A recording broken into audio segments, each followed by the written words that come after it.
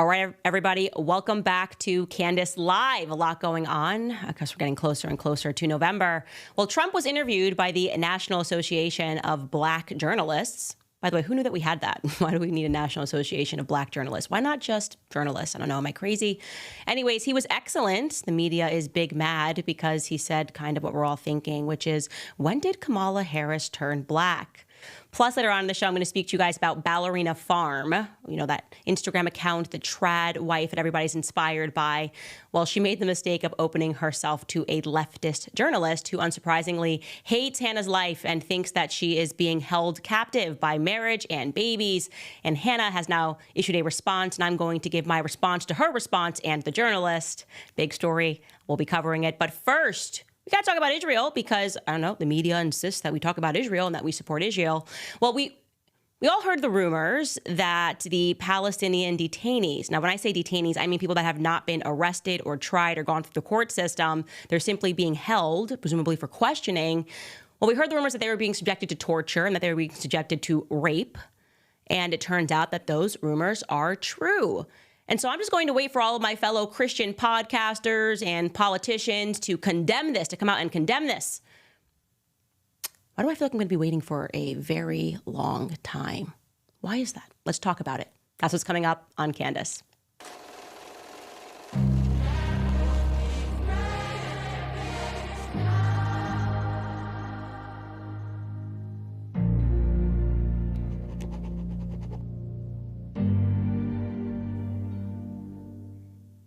Man, oh man, I know I'm already going to be in a lot of trouble for this episode, mainly because everybody in the media knows, and I said this at my previous job, that you have to be radically pro-Israel, and if not, they're going to come for your entire life and try to get you fired and then applaud for getting you fired and simultaneously insist that it's because they're victims, I guess, or something. Anyways, so I have just been struck by this very special relationship between America and Israel where we're supposed to be conservatives, we're supposed to be pro-life. Many of us are supposed to be Christians. You know, some people say they're conservative and they're not Christian. Okay, fine. But those of us who say that we are should be Christians in every single scenario.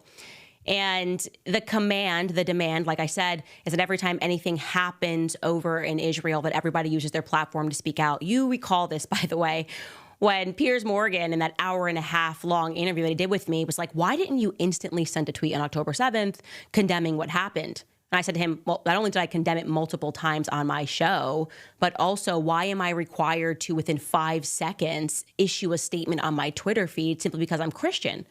And I asked him, you know, tons of stuff going on with Christians right now in the world. Pick a country, pick a city, pick a place, Nigeria, Canada, churches being burned to the ground. Do you ask the same question of Jewish commentators and Jewish conservatives when something happens in Nigeria? Do you ask them those same questions about Armenia? And then he was very happy to move on because, of course, he does not. So, yeah, we've seen these videos. They've been horrific of children being killed, murdered by bombs in Palestine. We've seen multiple videos of Christian churches being bombed and obliterated. We're told there is a tunnel under every single one of them. And so the only way, I guess, to get to these tunnels or to obstruct these tunnels is to bomb these things to oblivion. And we're simultaneously being told that if you have an issue with that, if you have an issue with children, innocent children being killed, then you're pro-Hamas, which is a nonsense. And then we started hearing the reports of people that were just being rounded up and detained and were being tortured. And we were being told that that's not true. That was Hamas propaganda, even though Israeli publications had confirmed that. So I want to show you this guy's tweet first and foremost. This is, I'm going to scroll down to this here. His name, and I hope I'm saying it right, I'm probably not, is Shail Ben Ephraim. He is the host of History of the Land of Israel podcast. He's a freelance writer and he's an editor, and he is extremely Zionist, extremely pro-Israel. And I guess he kind of got to the moment where he couldn't do the thing anymore. And the thing that I'm talking about is continually lying or pretending that you're blind to what is happening, okay? And he wrote this. He wrote, I feel stupid and ashamed. In May, an expose came out on CNN detailing the abuses of Timon. This is a prison that's in Israel. Then the New York Times released their own article on it. Both were backed up with Israeli sources, crossed with Palestinian ones. I dismissed them because my government sources and Israeli media denied them. My whole life, I was told that the international media was out to get to Israel, that they were all anti-Semites. But today I realized how much I was lied to by my country, by my friends, by my media. Today, many of the people I talked to who denied these allegations admitted that they were true. And the worst part, none of this is coming to light because the IDF and government have changed their hearts about it. It's coming out because the pressure from the UK, the ICC, and the ICJ was getting too great to ignore. This would get Netanyahu and the chief of staff in serious trouble. So they finally said the truth, that Israel is routinely torturing inmates, that sexual abuse is fairly common there, that people have been tortured to death. Worst of all, many of the people in this facility were innocent, rounded up by accident, but there was no real verification process before they were subjected to this hell on earth. This can't go on. How does that make you feel? For me, it lets me know that there is, of course, a level which can be reached where some people decide, I'm no longer going to abandon my humanity. I'm no longer going to see this as whether or not this is an Israeli or a Palestinian. I'm just going to say that wrong is wrong is wrong. That's it. Doesn't matter. I don't care what religion you practice. I don't care what race you are. I don't care what your ethnicity is. It is wrong for people that are being detained to be raped, to be sodomized. And that is exactly what is happening. And the story that he is giving you is accurate. Like I said initially, we had heard this because the UN Human Rights Office had issued a report alleging that the detainees that were being held by Israel since October 7th had been subjected to torture, which included waterboarding, sleep deprivation, electric shocks, the release of dogs. Remember that? People were speaking about the dogs that are being released on them and other forms of mistreatment. And again, it became too much for them not to admit that it happened. And so they then arrested, the IDF court arrested 8 reserve soldiers that were suspected of the serious sexual abuse of the Palestinian detainee. And so what happened thereafter, according to the IDF, the soldiers were suspected of aggravated sodomy. It's a charge that is equivalent to rape, causing bodily harm under aggravated circumstances, abuse under aggravated circumstances, and conduct that is unbecoming of a soldier. Some of the suspects were also suspected of assault and interfering with the work of public servants. Like I said, this investigation really was only launched after enough pressure was mounted on the outside, not because I just thought this was like the morally wrong thing to be happening to a detainee. And so I'm just wondering, like, where's the Christian crowd? Because you do hear this a lot. You hear people that just sound like robots. They all say the same thing. It's not thoughtful, right? It's, Israel is our closest ally. Israel will forever be our ally. That's a nonsense, stupid statement to make about any country in the world. Okay. I stan the UK. My husband is from the UK. I would be such an idiot to ever utter the phrase, the UK will always be our friend and ally, because it could change. The UK could bomb us. I hope they stay allies with us, but of course I'm not going to make that statement unless I've been conditioned to make those sorts of statements, or unless I feel compelled to make those sorts of statements. It's foolish, right? Israel has the most moral army in the world. Does that sound moral to you? These people are too much of robots. Not going to go back on it because many of them are in politics and they know the consequence of saying anything against the state of Israel. We have so much national sovereignty that you have people who have platforms, people that are earning millions of dollars per year, who refuse to condemn something as morally outrageous as sodomizing people who have not even had charges brought against them. They can't do it, okay, because they're cowards. I'm not for that anymore because I want to be a real Christian. I want to be a real Christian. I don't want to be a fake Christian. I want to be a Christian until. And part of what led me to this moment, gratefully actually, was recognizing that so many people who I felt that I came up with in politics did not have this moral clarity. Could definitely say, because it is true, that it is wrong when innocent Israeli children, innocent Israeli citizens are killed, are murdered, rather, are subjected to terrorism. But they couldn't say it about Palestinians. And I thought, what is that? And someone told me that's Christian Zionism. That's what they have more of an allegiance to Israel. Israel can do anything that Israel wants to do. And they believe that their Bible tells them that God will bless those who bless Israel. And it doesn't matter what Israel does. And Israel's done a lot, by the way. Let's not even get into like the USS Liberty, which being from Israel means that you never have to say you're sorry, even when you murder American civilians, okay? I guess the CIA is never going to declassify those arguments that the Israeli Prime Minister Ben Gurion was having with JFK before he was shot. So we don't even have to ask that question because that's our friend and our ally. And so we shouldn't ask any questions about anything that they do whatsoever. Israel's been involved in so much, and yet we're not allowed to ever say anything other than that's our best friend and ally, with a figurative and sometimes a literal gun to our heads. And I'm getting pretty tired of it, because what is Christian Zionism? What in your Bible tells you that we give billions of dollars to this country and they won't even give us back our pedophiles? What am I talking about? Do you not know this? You should look this up. And maybe, Skylar, you can pull it up in time while we're live. There was an amazing Jewish organization in America who hunted down. They have this policy that if you commit a crime in America and then you flee to Israel, they won't allow America to extradite you back. And so you had a ton of people, a lot of pedophiles, men who were raping and sodomizing children, okay? But fortunately for them, because they could flee to Israel, they would never get extradited for their crimes. And so there's a Jewish organization that did an in-depth piece on this, an in-depth investigation into this, and they followed them. They went over to Israel and they hunted these people down. And they said, this is ridiculous.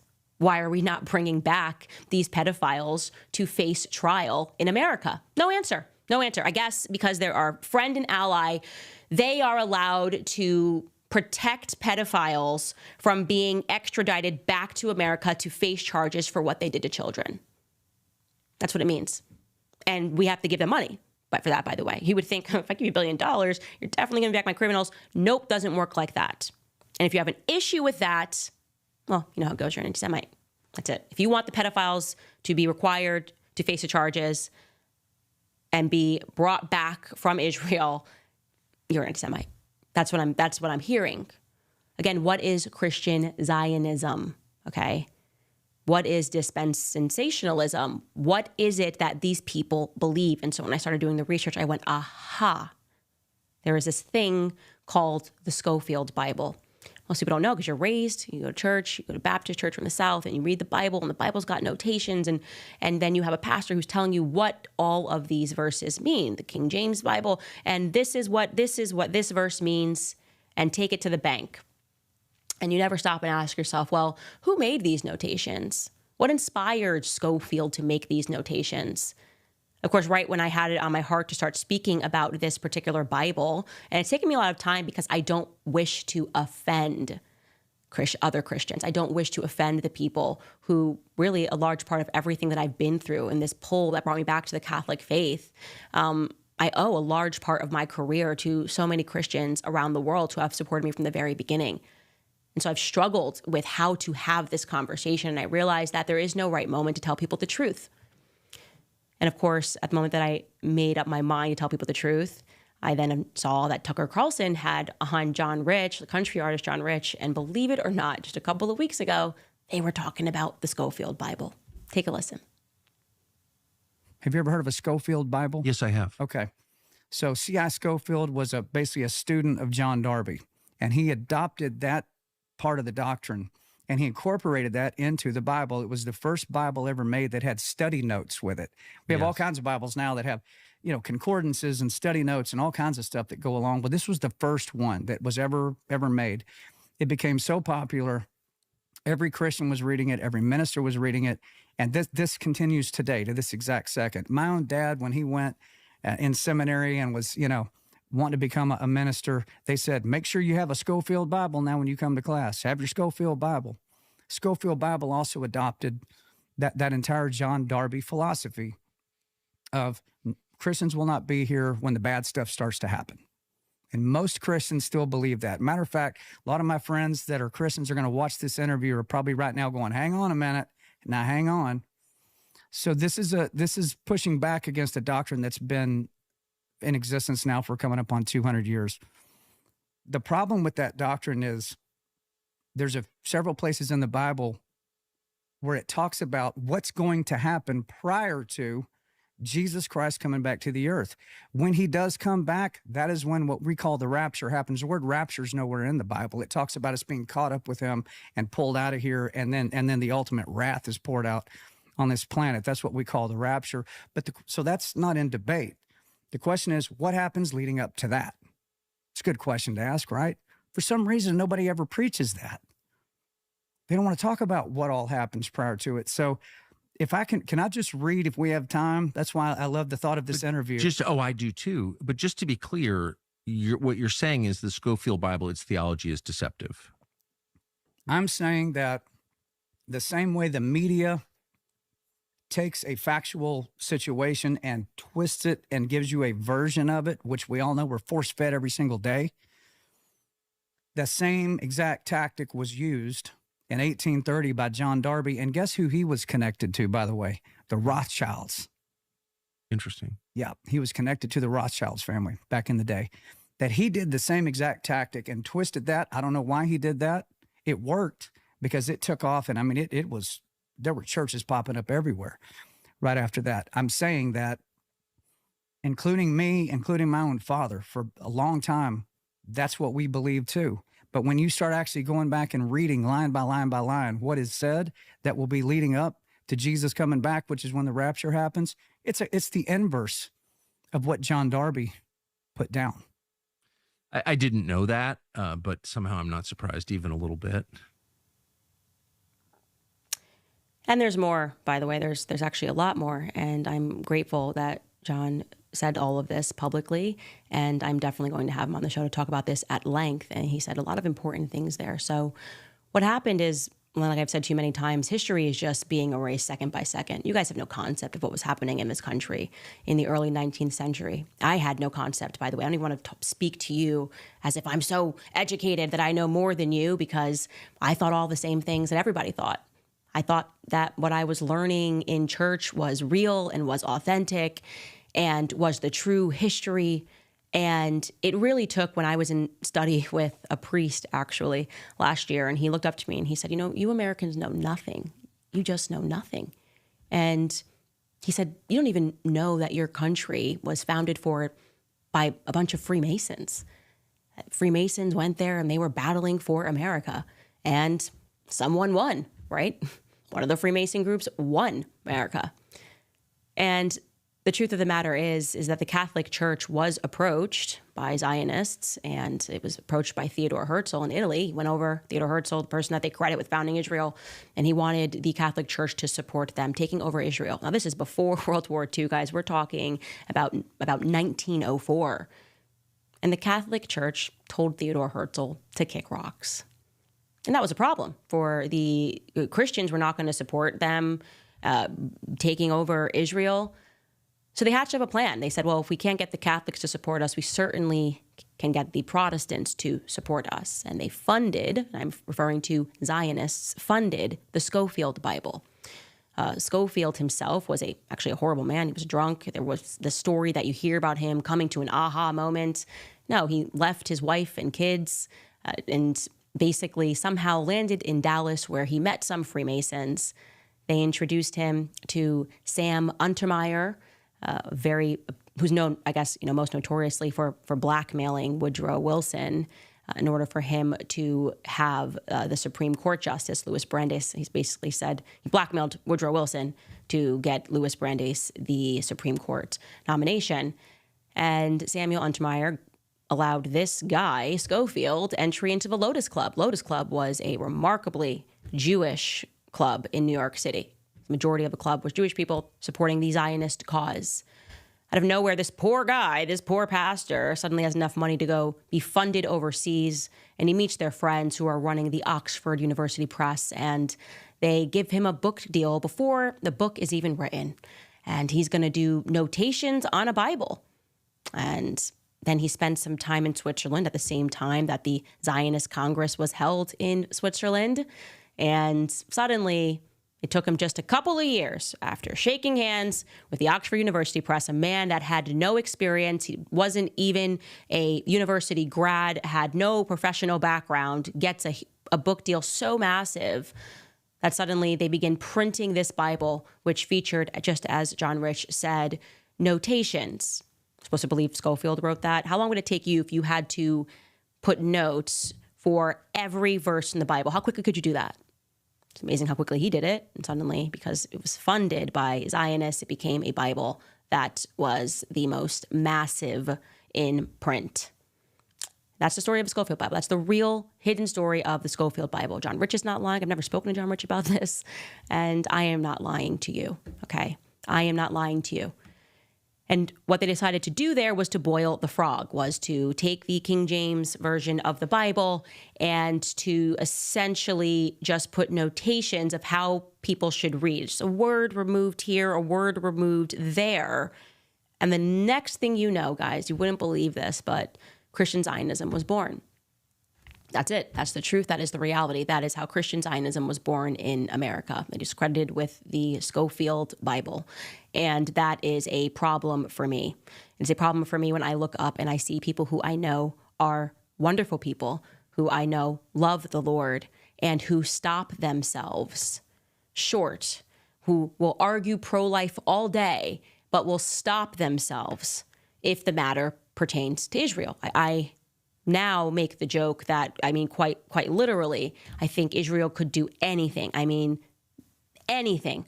And Christian Zionists would just say, oh, but God will bless those who bless Israel. I mean, look at this article. I'm showing you this article, by the way. They just were able to pull it up here. It was in CBS News, were pertaining to the pedophiles. Do you have that to pull up, guys? Oh, you have the info here. Yeah, about in CBS News about how we are not allowed to get back our pedophiles. And if you speak to Christian Zionists, they will not say anything about that. And so I wanted to open that discussion because there are a lot of reasons that the Catholic Church decided not to support Israel becoming a state. And again, this predates World War I and predates World War II. And there was a lot of reasons that I feel that the Catholic Church has been holding the candle in every single way, holding the candles, holding on to history and inviting Christians to learn about their own history, inviting Christians to learn even about how Israel became a state, because the wheels were set in motion long before World War II, okay?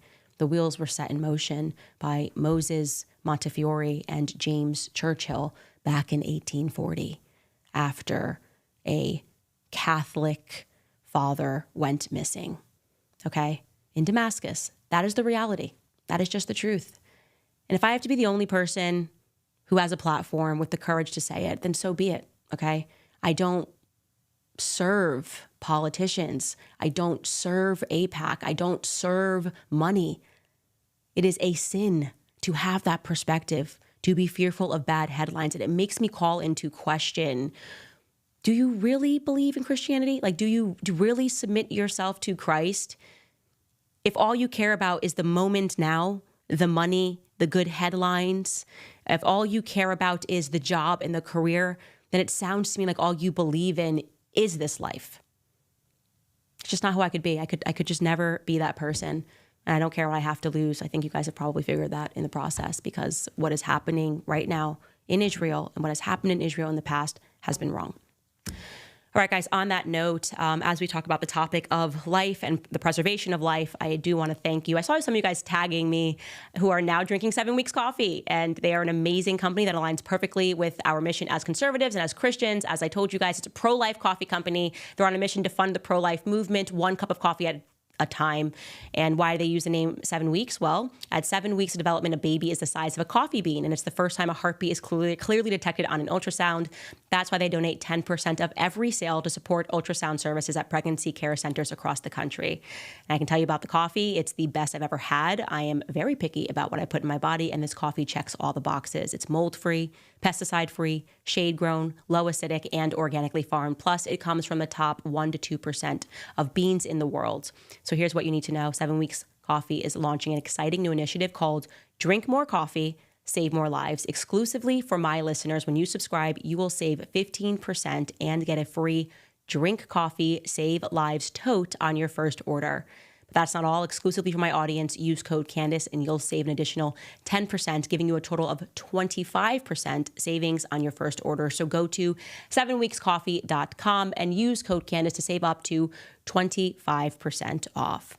All right, guys, now let's move on to, I guess, happier news. I thought I was happy when I saw Trump doing this. I just love honesty. That's where I'm at right now in my life, is I just want to be honest. And I can't tell you, I know you guys have been commenting, Candace, like, you look so happy, you look so free.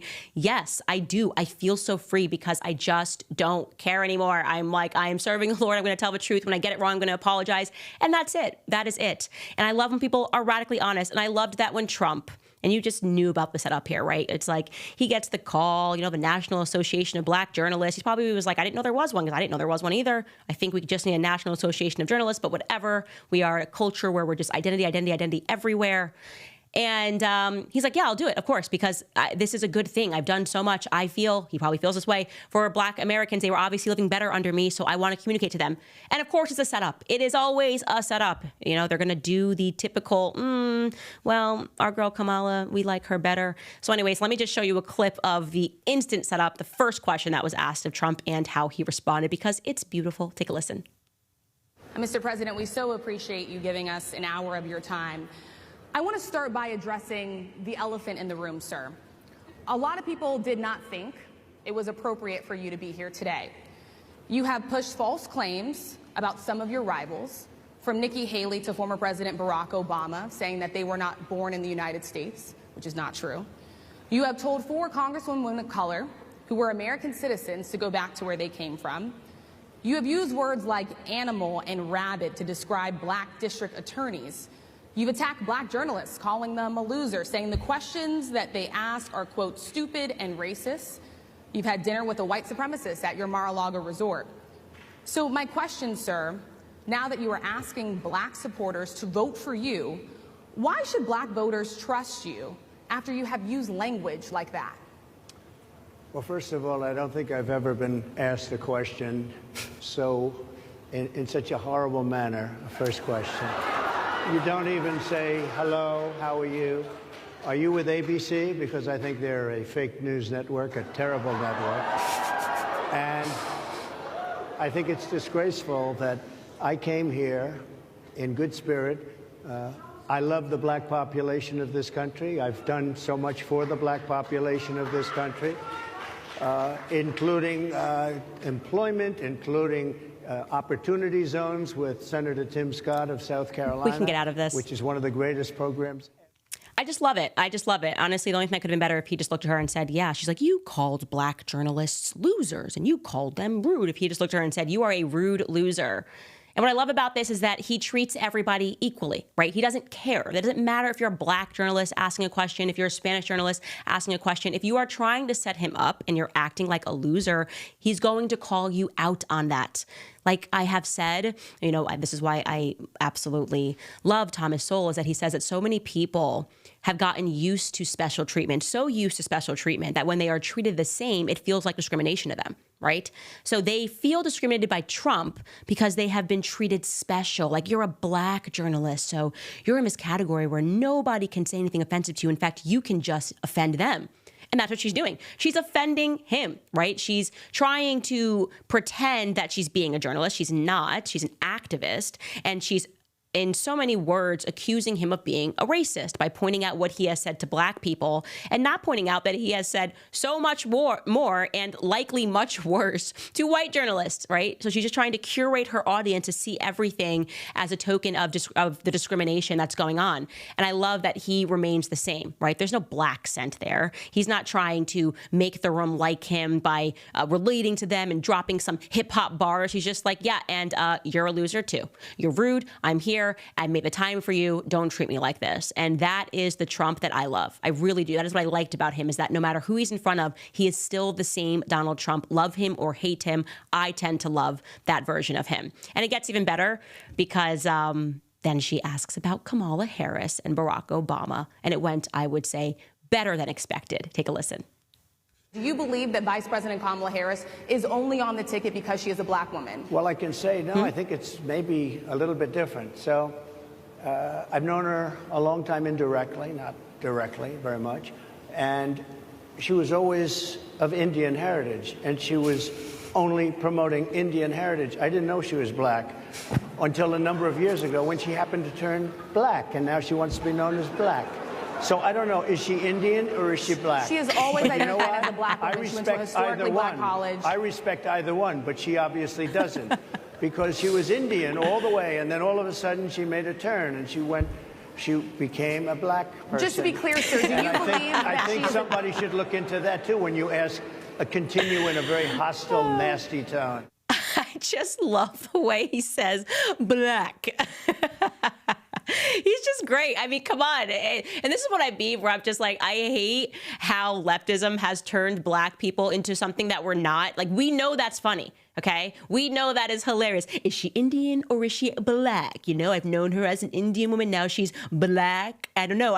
It's fine both either way, but is she black or is she Indian? Like, that's objectively funny. And it's the same question that we're all asking ourselves, which is like, who is this girl mimicking?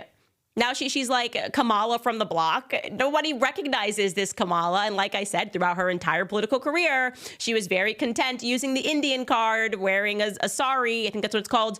And yeah.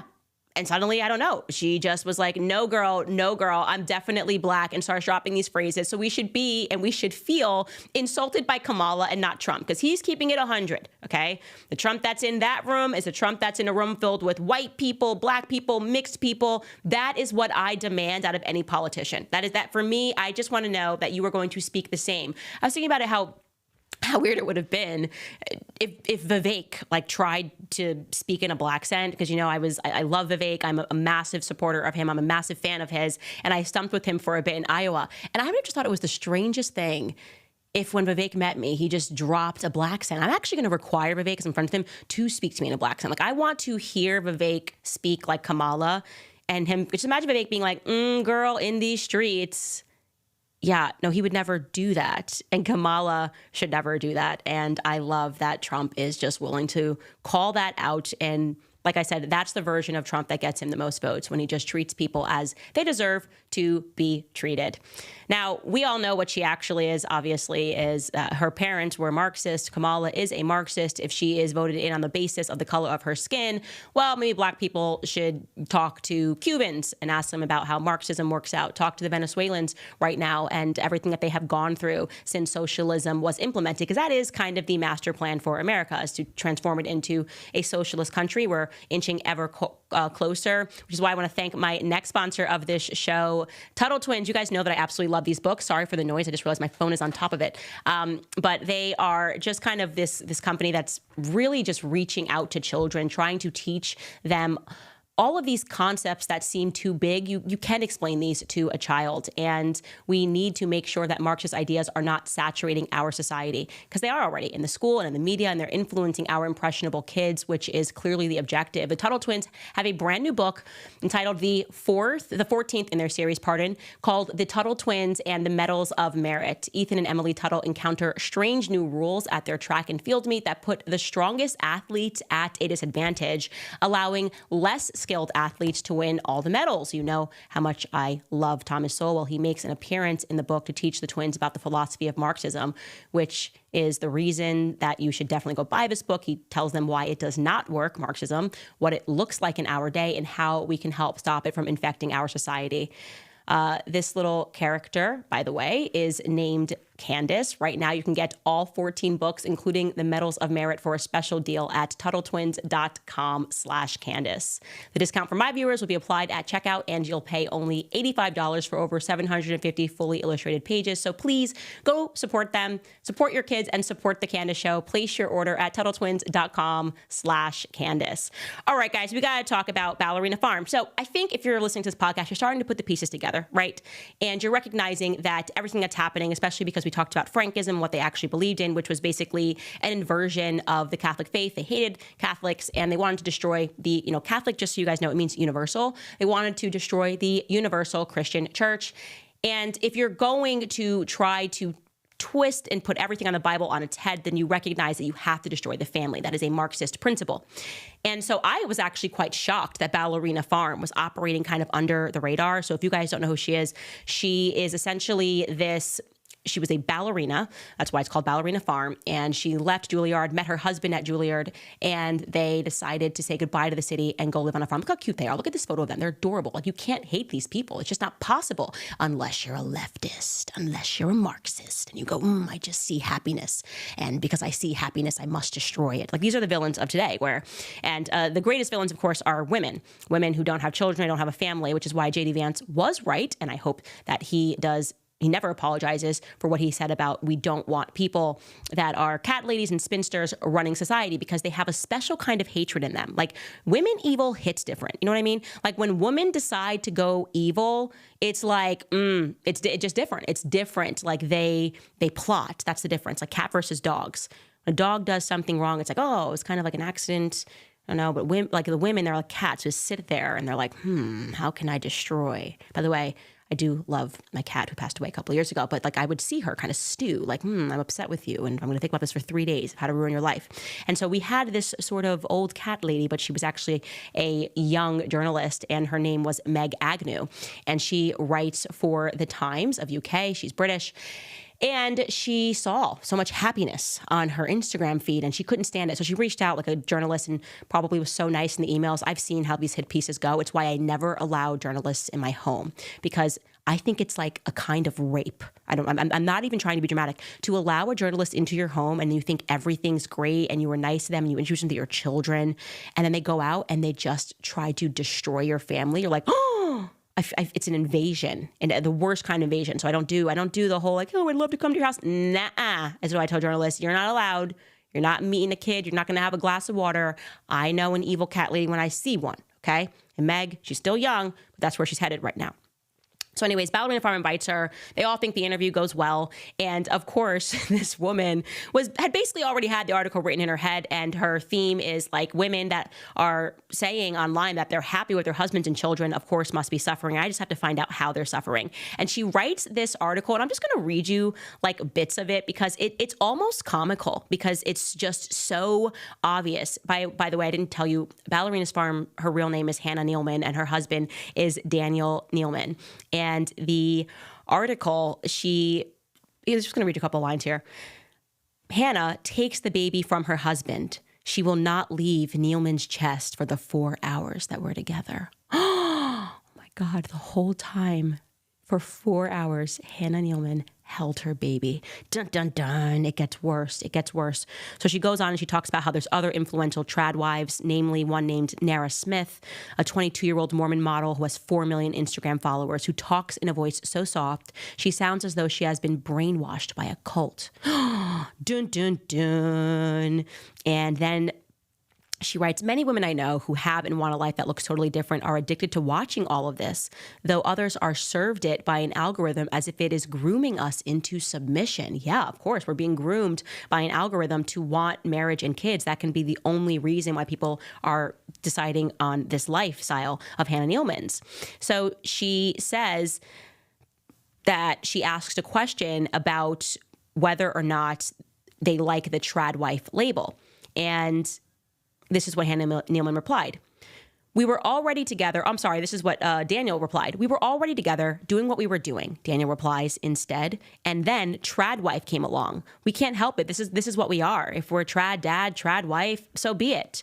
Nealman, however, thinks otherwise. Quote, I don't necessarily identify with it, she says, because we are traditional in the sense that it's a man and a woman. We have children, but I do feel like we're paving a lot of paths that haven't been paved before.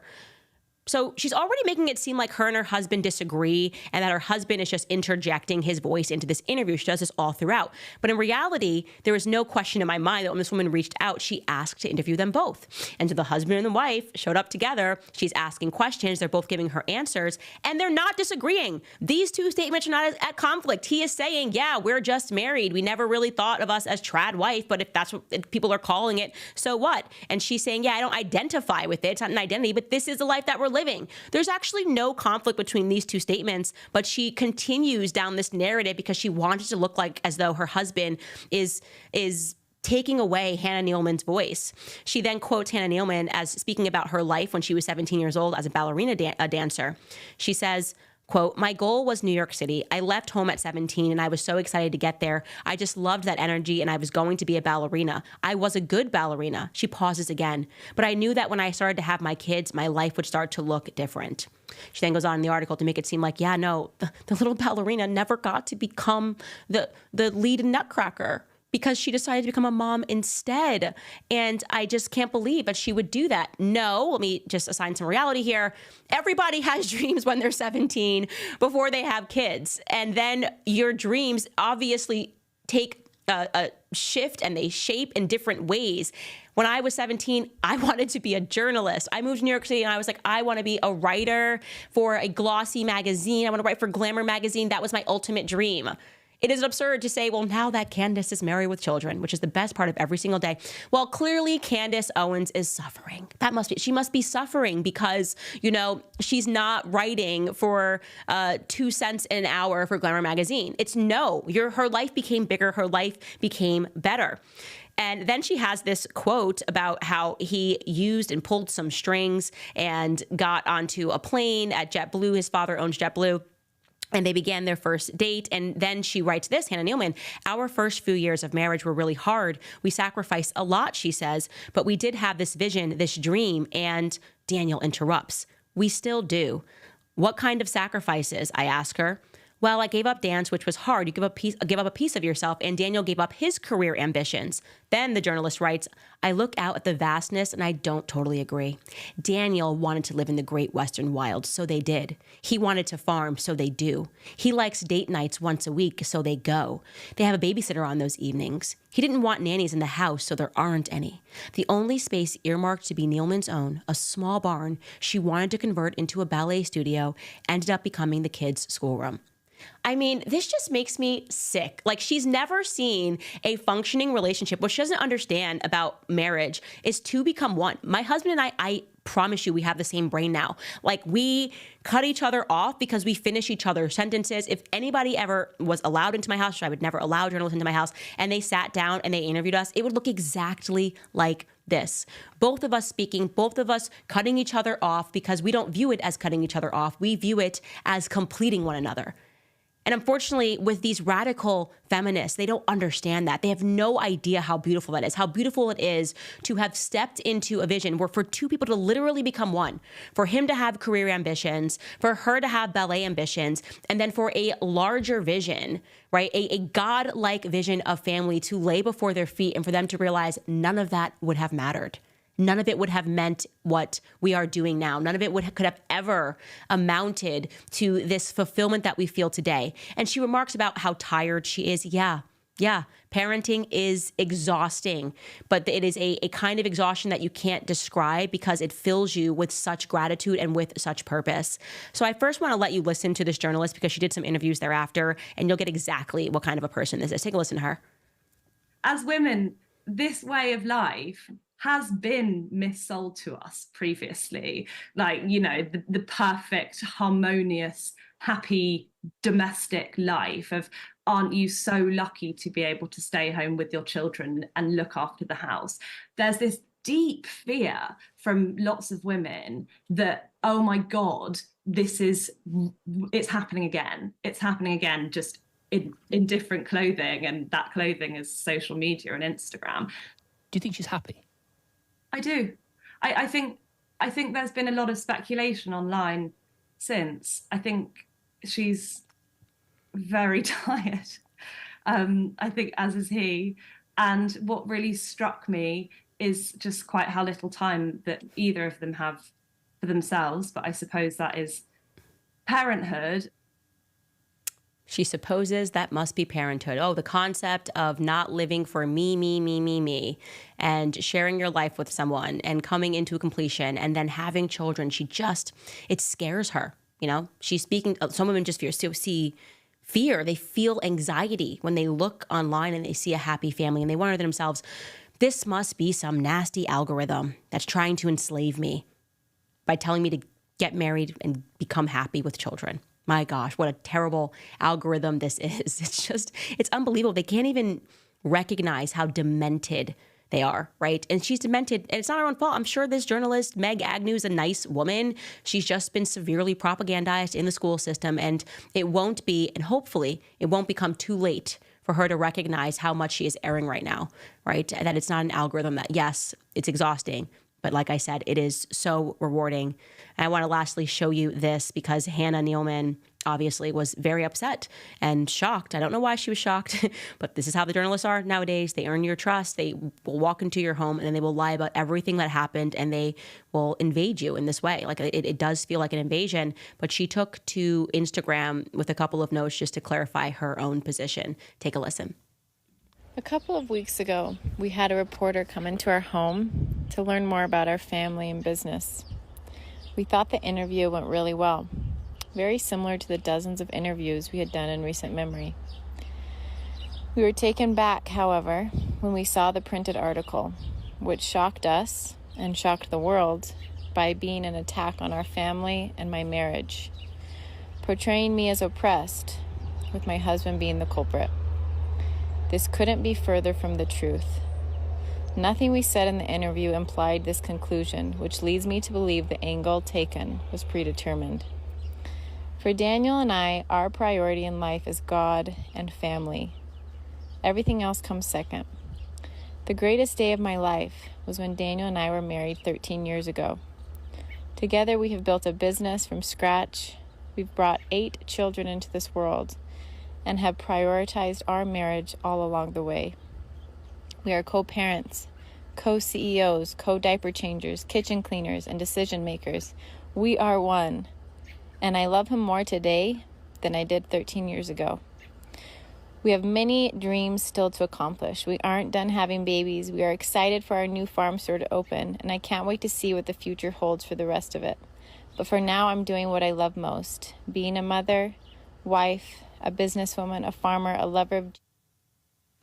All I can say is round of applause. Shout out to all the moms out there who are exhausted, like I'm exhausted, who have had kids back to back, like I've had kids back to back, and who finally get to see their lives being played out on Instagram, rather than women taking their clothes off, talking about feminism, talking about the thought life, pretending that they're happy as they sell their bodies for likes and clicks.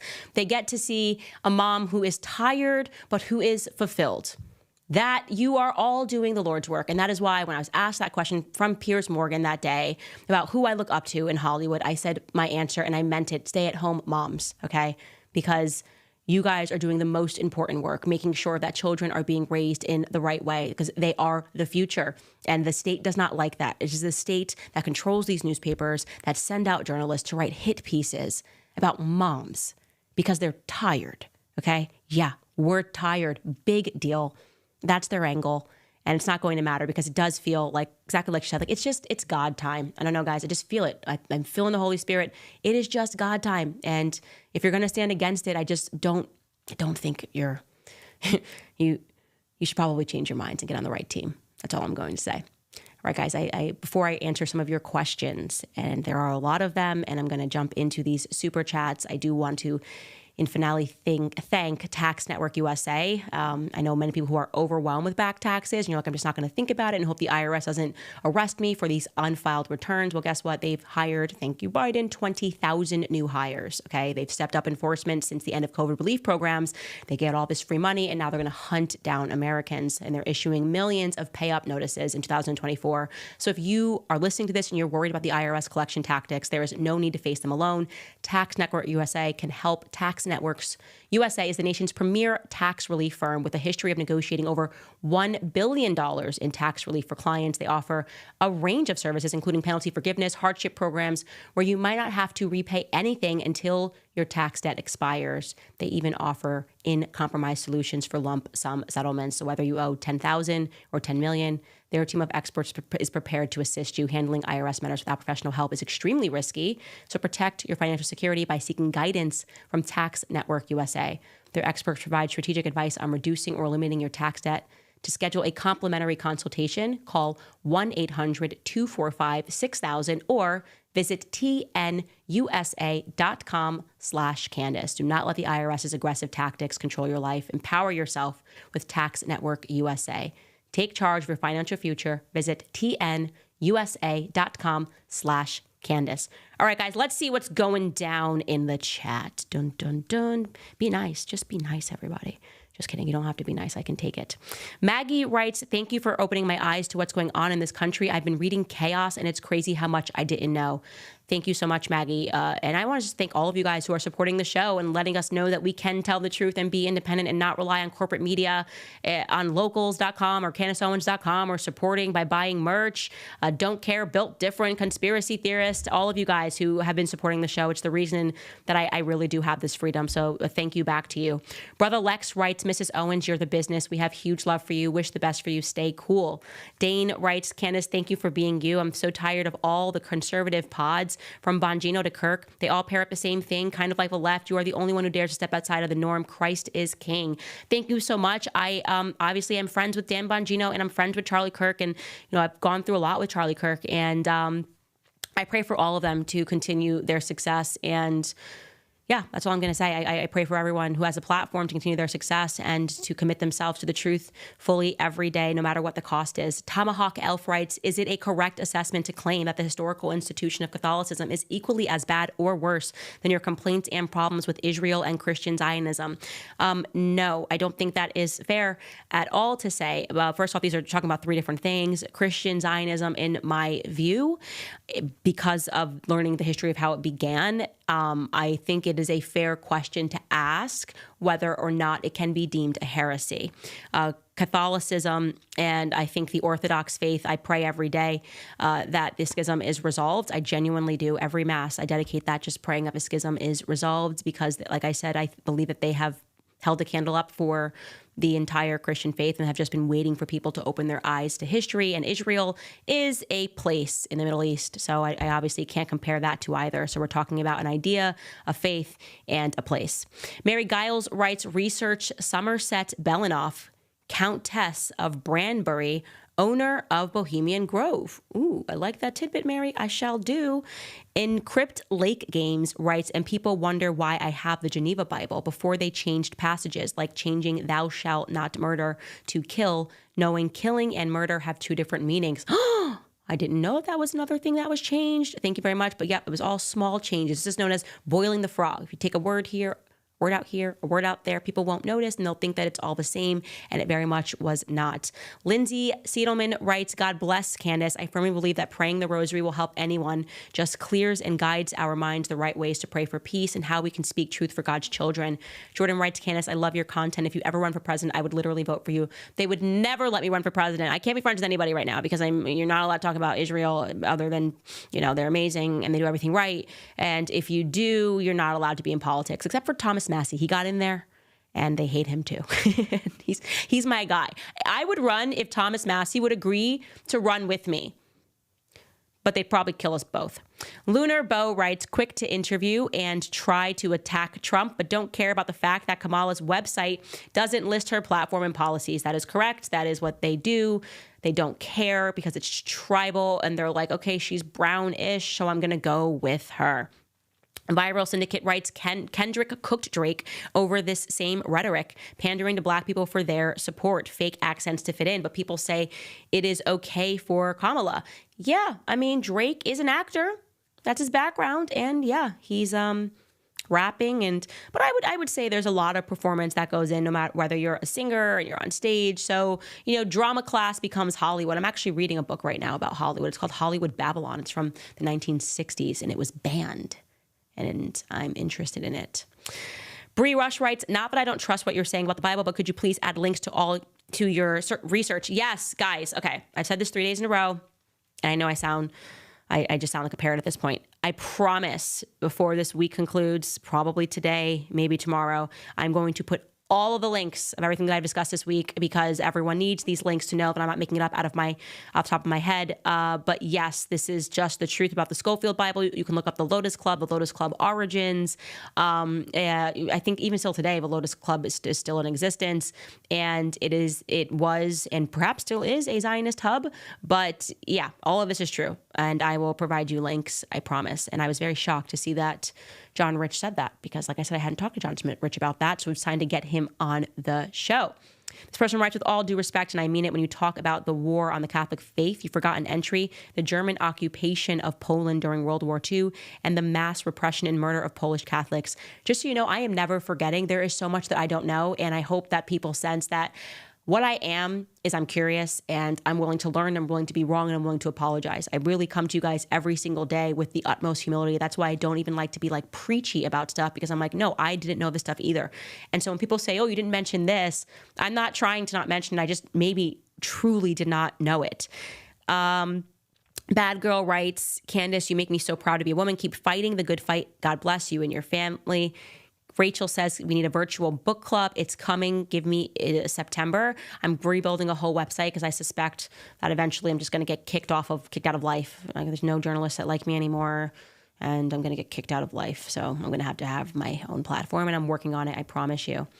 Lastly, I'm going to read Paige. Paige writes, please look up Whitney Webb and her 2-volume book, One Nation Under Blackmail. You will like it as much or even more than you did Chaos. Yeah, blackmail has been the name of the game for a very long time, and too often Israel is involved when we have blackmail situations. And like I said, half of the stuff that you find out about it's being written by Israelis. So that concept of referring to this as anti-Semitic is a joke, but it's all they have. It's all they have. It's just like, if you say something I don't like, I'm just going to call you anti-Semitic, and it simply is not right. All right, guys, unfortunately, that is all the time that we have for today, but don't you worry. We will be back tomorrow, and we will be talking about more topics that will offend people, and I'll get more headlines reminding me that I better get in line. But fortunately, I have you guys supporting me at Locals. I don't have a corporation or some other weird thing that I have to answer to. So head to locals.com to support the show, CandaceOwens.com to support the show. Get yourself some merch at clubcandace.com, because we are all now deemed conspiracy theorists because we are built different. Thanks, guys. Love you. I will see you tomorrow.